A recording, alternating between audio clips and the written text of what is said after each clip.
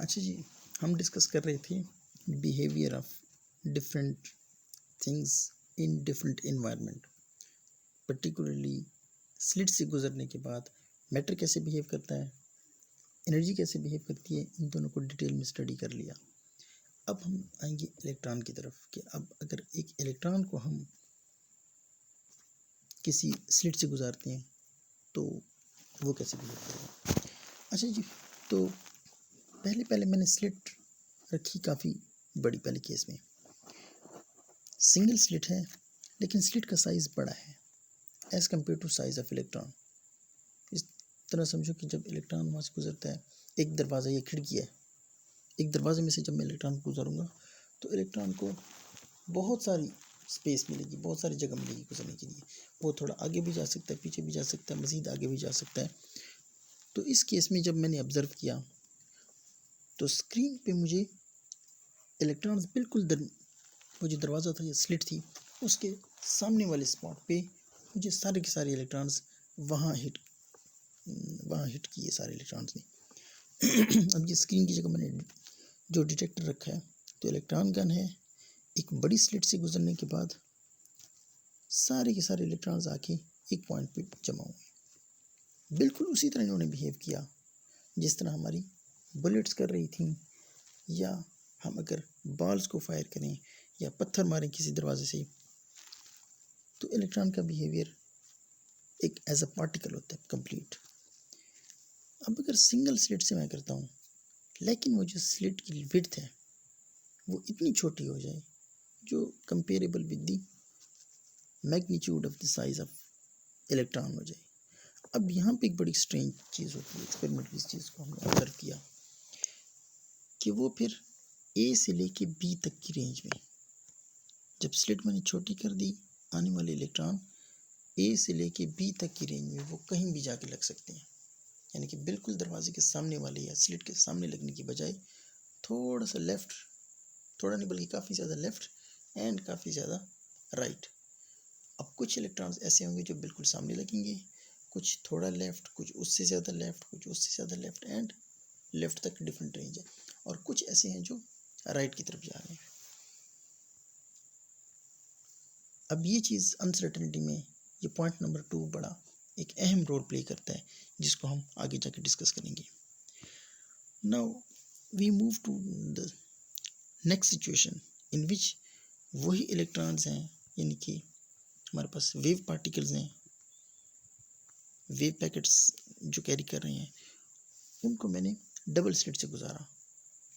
तो double slit से मैं पार्टिकल्स को गुजार रहा हूँ, इलेक्ट्रॉन्स पार्टिकल हैं, और मेरे पास जो रिजल्ट मिलता है स्क्रीन पे वही इंटरफेरेंस पैटर्न है। इस चीज़ को हम पहले डी ब्रॉय हाइपोथेसिस में देख चुके हैं कि जब डी ब्रॉय हाइपोथेसिस को डिवीजन एंड जर्मर ने एक्सपेरिमेंटली उनको प्रूव किया तो कुछ इसी तरह की सिचुएशन थी। JP Thomson and division Germer ने डी ब्रॉय हाइपोथेसिस का जब प्रूफ किया तो उन्होंने इलेक्ट्रॉन को यूज़ किया एज अ वेव या as a particle. Electron as a particle आया और बिहेव किया एज अ वेव। बिल्कुल यही सिचुएशन, डबल स्लिट से जब इलेक्ट्रॉन गुजरेंगे तो इलेक्ट्रॉन जाके अपनी वेव के साथ इंटरफेरेंस करेंगे, constructive interference and destructive interference, और मुझे बिल्कुल एक पैटर्न मिलेगा, pattern like interference patterns of the light जो हम डबल स्लिट एक्सपेरिमेंट में देखते हैं। पार्टिकल से मुझे इंटरफेरेंस मिल रहा है। अब जो नेक्स्ट सिचुएशन है दैट इज़ वेरी इंटरेस्टिंग। हालांकि आपके इस कोर्स से रिलेटेड इतने ज़्यादा इम्पोर्टेंट नहीं है क्योंकि इस चीज़ को आप लोग ज़्यादा डिस्कस करोगे क्वांटम मैकेनिक्स में। अब अगर इस तरह करते हैं कि दोनों स्लिट से मैं, स्लिट्स दो हैं लेकिन वो जो इलेक्ट्रॉन गन है उसकी कन्फिग्रेशन मैंने कुछ इस तरह की है कि एट अ टाइम वो एक इलेक्ट्रॉन फायर करता है। अब जो एक इलेक्ट्रॉन आ रहा है फायर होके तो उसने या गुजरना है फर्स्ट स्लिट से, स्लिट ए से गुजरेगा, या साथ वाली स्लिट बी से गुजरेगा। यहाँ से इलेक्ट्रॉन आ रहा है, या पहली से गुजरेगा या दूसरी से गुजरेगा।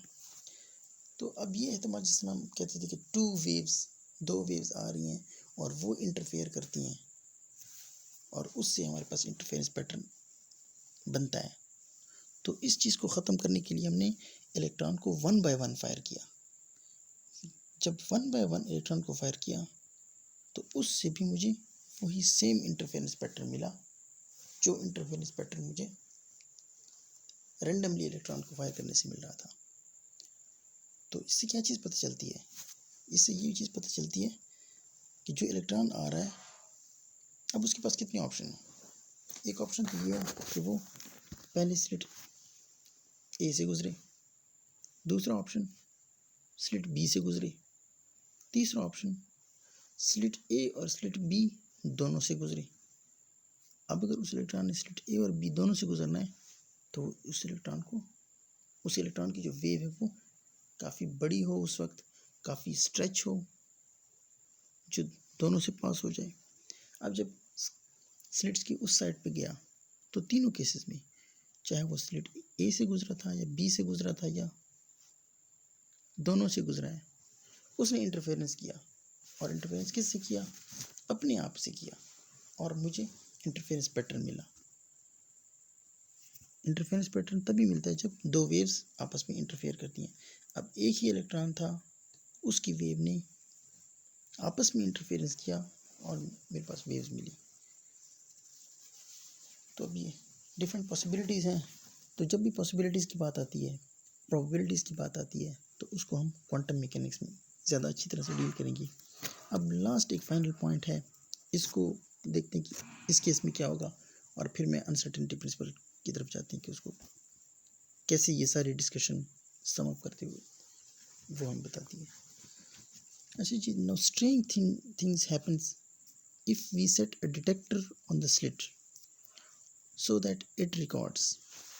अब दोनों स्लिट्स के ऊपर मैंने एक डिटेक्टर रख दिया जो मुझे ये बताता है कि इलेक्ट्रॉन आया, मैंने फायर कर दिया। अब वो स्लिट ए से गुजरा है या स्लिट बी से गुजरा है। स्लिट ए के ऊपर एक डिटेक्टर है, जैसे ही स्लिट ए से गुजरा उसने नोट कर लिया, उसने मुझे बता दिया कि जो इलेक्ट्रॉन आपने फायर किया था वो स्लिट ए से गुजरा।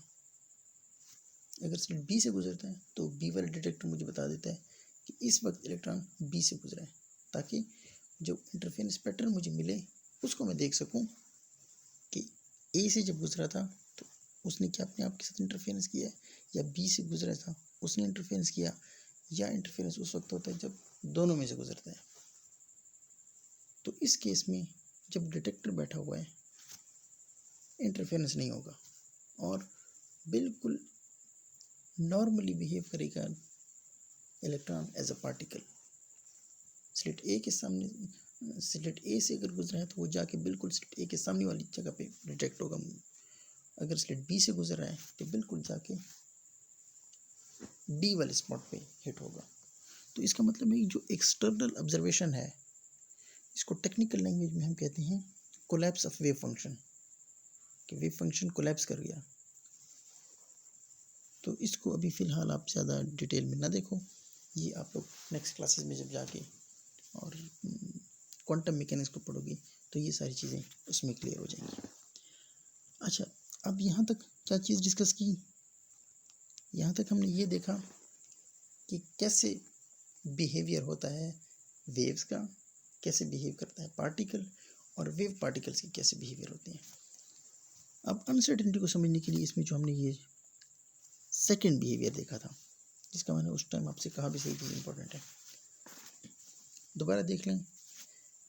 इलेक्ट्रॉन गन से इलेक्ट्रॉन्स रेंडमली फायर हो रहे हैं, जैसे ही स्लिट से गुजरते हैं तो स्लिट से गुजरने के बाद आगे जाके फैल जाते हैं। उस केस में कि स्लिट का साइज़ बहुत कम है, छोटा है as compare to size of electron. तो इलेक्ट्रॉन जब उस छोटी स्लिट से गुजरता है तो उसके बाद वो बिल्कुल सामने नहीं लगता, बल्कि वो थोड़ा या लेफ़्ट को मूव कर जाएगा, राइट को मूव कर जाएगा। 1000 इलेक्ट्रॉन्स अगर मैंने फायर किए हैं तो उनमें से कुछ बिल्कुल सीधे जाके लगेंगे, कुछ लेफ़्ट साइड पे, कुछ राइट साइड पे। अब जो इलेक्ट्रॉन मैं फायर कर रहा हूँ, इसने जाके आगे स्लिट से गुजरने के बाद किस पॉइंट पे स्ट्राइक करना है, क्या वो मैं बता सकता हूँ? नहीं बता सकता, क्योंकि वो रैंडम है। अब यहाँ पे एक चीज़ देखो कि जब भी मैं इस पॉइंट को रिलेट करूँगा अनसर्टेनिटी के साथ, तो अनसर्टेनिटी प्रिंसिपल में हमने ये पढ़ा कि पोजीशन एंड मोमेंटम हम एक वक्त में मालूम नहीं कर सकते। तो पहले थोड़ा सा इस मोमेंटम को देख लो कि what do we mean by momentum.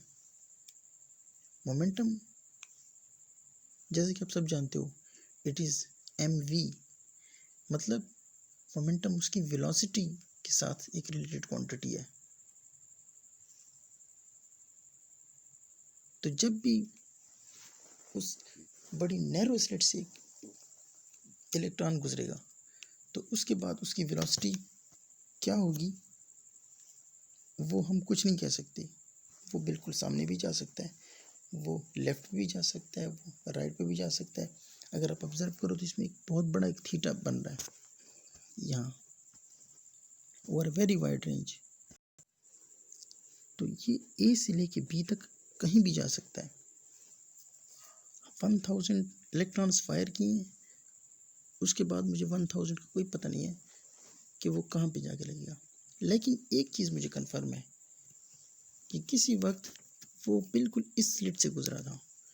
तो इस स्लिट को अगर मैं डेल्टा एक्स का नाम दे दूँ, यहाँ से तो गुजरा है, उसकी पोजीशन मुझे मालूम हो गई, तो आगे वो जा कहाँ रहा है उसकी वेलोसिटी के बारे में इंफॉर्मेशन मुझे सही नहीं होगी। वेलोसिटी मतलब उसका मोमेंटम, उसके बारे में नहीं होगी। तो लास्ट पेज की तरफ चलते हैं जी। Now in order to explain uncertainty we consider case 2, जो भी आपने देखा है, when the slit is very narrow as compared to size of electron. Here what happens, we have accurate information about the position, so velocity information is lost. अब इसमें देखो delta x मुझे पता चल गया, जब मज़ीद आगे गया तो उसकी एक पॉसिबिलिटी ये है कि वो बिल्कुल सीधा आके लगे या बिल्कुल एक्सट्रीम पे चला जाए। डेल्टा पी से मैंने शो किया। अब लेट सपोज वो बिल्कुल इस एक्सट्रीम पे आके डेल्टा पी मोमेंटम के साथ स्ट्राइक कर रहा है, बिल्कुल इस एक्सट्रीम लेवल पे। तो ये डेल्टा पी मैंने रिजॉल्व किया इसको एक्स कंपोनेंट में और वाई कंपोनेंट में। अच्छा, ये पी एक्स और पी वाई मैंने थोड़ा सा ये गलती हो गई है लिखने में। इसमें एक्स डायरेक्शन क्योंकि हॉरिजॉन्टल है तो ये नीचे वाला डेल्टा पी वाई बनेगा और ये जो परपेंडिकुलर ये पी, ये नीचे वाला पी वाई जो है ये बेसिकली पी एक्स है और जो परपेंडिकुलर है ये पी वाई बनेगा। सो ये थोड़ी सी गलती है इसमें। तो मेरे जो डेल्टा पी है उसको रिजॉल्व किया डेल्टा पी वाई में और डेल्टा पी एक्स में। तो अब मेरे पास जब एक्स का पता चल गया मुझे कि पोजीशन उसकी ये है, तो उस वक्त उसका मोमेंटम मेरे पास अनडिफाइंड हो गया और अनडिफाइंड का जो मैग्नीट्यूड था वो कितना है, वो है एच बार। अब ये क्योंकि पार्टिकल्स हमेशा वन डायमेंशन मूव नहीं करते, अब एक्स में मूव करेगा तो पोजीशन उसकी एक्स में है, तो मैं उसकी वाई का मोमेंटम और जेड का मोमेंटम मालूम कर सकता हूँ। एक्स की पोजीशन है तो उसका एक्स वाला मोमेंटम उसके साथ अनसर्टेनिटी का पेयर बनाएगा। सिमिलरली वाई वाला करेगा पी वाई के साथ एंड जेड वाला पी जेड के साथ। अब ये है जी uncertainty principle position and momentum का, इसकी थोड़ी सी एक्सप्लेनेशन। अब ये इसका दूसरा हिस्सा है uncertainty between energy and time. तो उसको मैं आप लोगों के ज़िम्मे लगाता हूँ असाइनमेंट। कल मैं असाइनमेंट दे दूँगा ग्रुप में। तो असाइनमेंट्स के बारे में एक ख़ास चीज़ नोट करो कि असाइनमेंट आप लोगों ने ब्लैंक पेज पे लिख के कैम स्कैनर से उसकी पिक्चर ले लो, उसको पीडीएफ में कन्वर्ट कर लो, पीडीएफ में कन्वर्ट करके और उसको क्लासरूम में अपलोड करना है। कोई इतनी मुश्किल चीज़ नहीं है, लेकिन डेडलाइन जो भी डेडलाइन होगी, डेडलाइन जैसी आएगी उसके बाद वो असाइनमेंट वहाँ से ख़त्म हो जाएगी। आप दोबारा उसको अपलोड नहीं कर सकते। सो ये असाइनमेंट एक तो ये होगा इंडिविजुअल टाइम वाला, और कुछ और मैं थ्योरेटिकल क्वेश्चंस आपको भेजता हूँ। थोड़ा सा उसको करो, ये आपके लिए एक फूड ऑफ थॉट होगा और आपकी एक अच्छी एक्सरसाइज हो जाएगी उस पर। इसको वैलिड टाइम आपने गूगल क्लासरूम में PDF की फॉर्म में अपलोड करना है। इसके बाकायदा मार्क्स होंगे, क्योंकि अभी तक हुकूमत ने कोई फ़ैसला नहीं किया कि आपका एग्ज़ाम कैसे होगा। लेकिन एक काम क्लियर है, एक बात HEC ने क्लियर की हुई है कि विदाउट एग्जामिनेशन हायर एजुकेशन में कोई प्रमोट नहीं होगा। सो आप लोगों ने एग्ज़ाम वगैरह कुछ ना कुछ तो देना है। मे बी ये जो आपकी असाइनमेंट्स हैं, इन्हीं के मार्क्स को ऐड करके, और आपका अब मिड आपका नहीं हो रहा है, जिस तरह टर्मिनल है, मे बी ये जो आपके असाइनमेंट्स हैं इन्हीं के मार्क्स को इकट्ठा करके वही आपको नंबर अलॉट कर दिए जाएं, और कुछ इंटरनल मार्क्स ज़्यादा हो जाएं, वट एवर जो भी है। सो ये जो असाइनमेंट्स हैं इनमें बी केयरफुल। और लास्ट में ये चीज़ मैं आपको दोबारा कहूँगा, बी केयरफुल। क्लास में फजूल बहस मुबाहिसे ना करें, हर बंदा अफलातून बना हुआ है, तो प्लीज़ बी सेंसिबल स्टूडेंट्स। ये जो टाइम आपको मिला हुआ है इससे फ़ायदा उठाओ। चलो जी, वीडियो मज़ीद लंबी हो जाएगी, इसको एंड करते हैं यहाँ पे। ओके जी, थैंक यू वेरी मच।